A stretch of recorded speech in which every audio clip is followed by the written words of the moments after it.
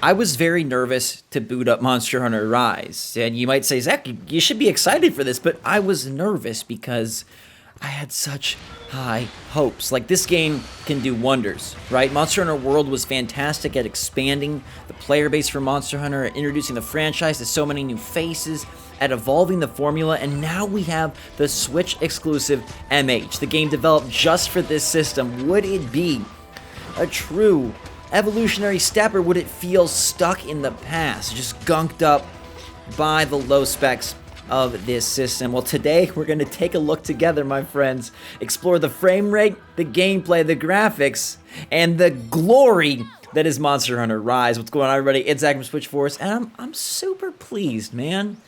Or woman, or dog, or cat, or palico. You know, I'm super freaking pleased because, as you're going to see in this footage, they did it.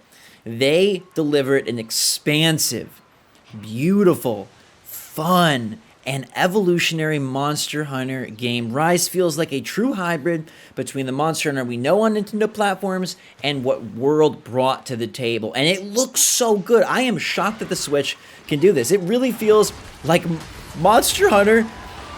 It's just big, it's bombastic, it's beautiful, and it runs so well. Yes, the thing is not going to sing at 60, okay? It's not. It's 30. It's a 30 frames per second game that loses resolution when you play portably, but you already know that. We've done this for 4 sets of 365 days on Switch, so we obviously understand this system is not a PS5. But this is one of the best looking games on this system. I think that it is impressive because it maintains its frame rate, okay? It hovers around 30 real nicely. It doesn't have any significant drops. The load times are very quick. The fast travel is actually fast. And the monsters are big. You can ride wyverns. Look at this. I'm about to hop aboard this cool creature with wings and a little beak and go to town on the big boy, the Mizitsune, who is really tough. He blows soap bubbles, which sounds like something, you know, your grandma would do when you were 4 years old, but I'm telling you, it's actually painful. This guy is a tough monster. Now, if you've played the Monster Hunter Rise demo and said, "Blech, this game isn't for me," well, I think you have to remember that these demos are just to mostly showcase, and have been in the past, to showcase what's new, how the game works. They're not the tutorial that you really need. That was a sick move right there. Love that stuff. There's a little bit of a basic introduction if you go play the practice quest, but then it just throws you into the ringer. Okay, the first beginner quest, it's easy, but this is a tough task, especially if you're going to play solo. So don't let this jade you on the game being unapproachable, on it being too cumbersome, on it being too much. There's a lot of information with Monster Hunter Rise, and I encourage you to not feel like you need to absorb it all. It is a game. I just need to pause the video right here to say, this is a beautiful game, isn't it? Like, goodness gracious, details! Feathers and fur, scales and water, soap bubbles and super vibrant colors. Goodness gracious. Like, goodness gracious, this looks delicious. That unfolds itself as you play, and as long as you get the basic idea of hunting the monster down, using your health potions, and fighting the monster, you're going to be good. Look, just put the monster in the center of your screen, roll around, and go slash it. Pick a weapon that's pretty basic, and if you faint, it's okay, but I want you to see that the game, like, it looks good during the day, it looks good at night, it really does it just right. And I'm thoroughly impressed because they could have goofed this very easily. And I think the fact that it's not a Switch Pro, the fact that it's not, you know, a PS4, the fact that it's not a PC, but it's a Nintendo Switch, an OG console that's been out since 2017 and was frankly underpowered at that time, it looks really good. I'm excited to see the Frozen Isles, which is what they emphasized and focused in on the Direct. This is sort of a beginner area, an opening area. You've got a lot of grass, some forest, and of course you have some water, as you saw me fighting the big monster. I really love the new riding mechanics. You got this like ability to kind of do like a drift turn, and then it boosts into a speed boost, which is just phenomenal feeling. There's a lot of buttons. I will say that the game plays fine on Joy-Con, but I did prefer it on Pro Controller. In terms of like visuals though, I'm totally happy to play this game on the go.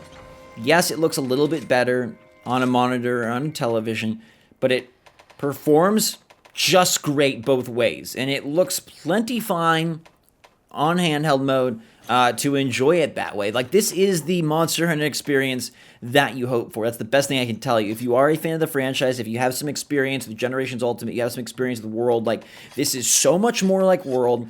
This is so much more like the game I was hoping it would be, and you were probably hoping it would be. When I bring in, multiplayer, when there's all the different monsters. I'm kind of a weirdie. I like playing the game solo, but I know a lot of you, like, this game will shine when it's 4-player online and when you're all hunting these beasts together. I think the armor sets look really nice. I use the longsword, building up that meter for some special spirit attacks. But look, the way everything works here, there's no annoying loads between areas as we saw in Generations Ultimate, okay?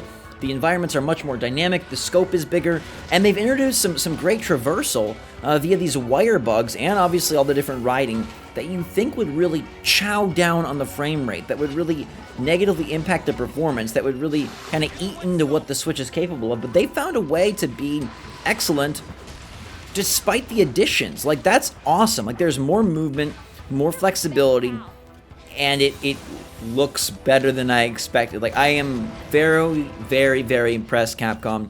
You've done good work. And there's a reason why this game has been so heavily anticipated, right? It's obviously going to be a big seller. There's kind of like a rumor based on the Capcom leak that they expected to sell, like, insanely well. Like, nearing double-digit millions, which would be bananas. But the Switch... Oh, I love the little Thunder Beetle rolling around. The Switch audience is big.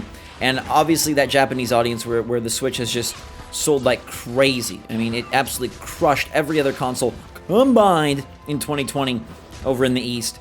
I mean, I think this thing is going to be a mega hit. Right now, it feels like it's still flying under the radar. I've talked about it a couple of times. Like, I'm surprised people aren't more excited. This game is out in 2.5 months. March 26th is when it comes. And I think it is going to be one of the Switch's crown jewels.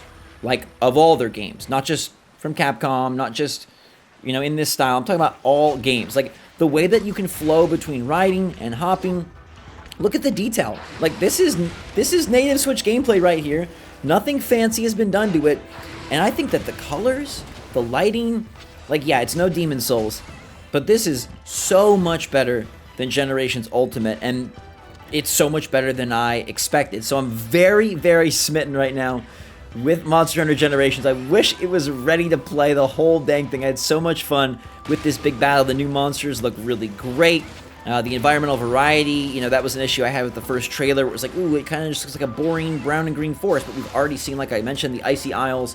What else will be in the game? I'm sure there will be more. And most importantly to me, I love that the loads are virtually non-existent. When you die, you're back in the game. When you faint, rather, you're back in the game almost immediately. There's no transition between areas. And even when you load into the quest from the menu, like, there's a load there, but it's nothing crazy. I feel like the game is just really ramping up to be one of the top titles of 2021, and you'd be silly if you slept on it. There's a free demo out there, so you have to at least give it a try. Even if you don't think it's for you.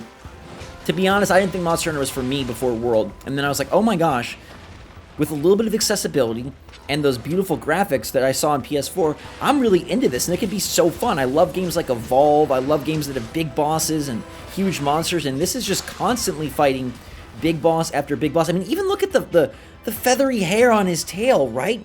There is detail here that I do not believe for my little Switch. And, if they do release a Switch Pro in 2021, that Aula model that we saw data mine, if that does come out, and we're able to play this in 4K on a TV, expect some Game of the Year nominations, Capcom, because I think as long as they deliver a full, fleshed out game and it looks this good all over, frame rate stays consistent, even when the environments get more dynamic, we're in for a true treat.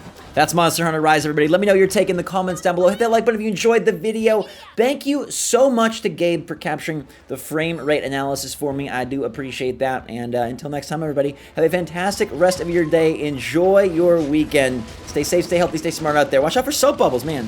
Unless it's the green ones. Those taste good. Until next time, SwitchForce out.